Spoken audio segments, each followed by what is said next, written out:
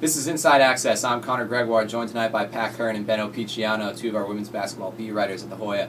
Now, the Lady Hoyas, they've lost 2 in a row. Close one at St. John's in overtime. They got demolished by DePaul on the road.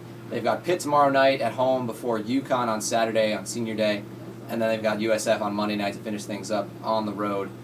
These last 3 conference games, Pitt looks like a softer opponent before, the big dog UConn on Saturday. How important is it going to be for the Lady Hoyas to get off the schneid and get a win and not let this turn into a 3-game losing streak before that UConn game?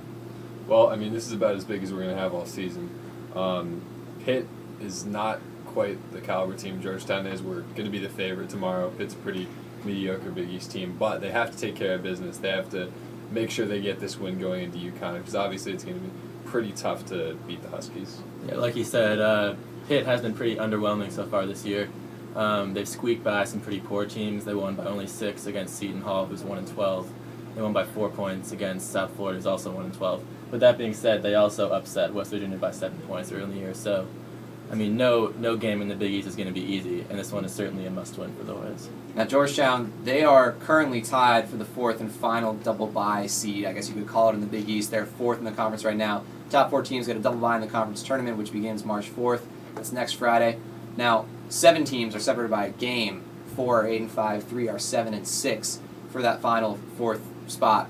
The Hoyas have these 3 games coming up. They've got Pitt, they've got UConn, and they've got USF. What do they have to do? What are they going to have to come out with record-wise in these next 3 games to have a shot at that seed?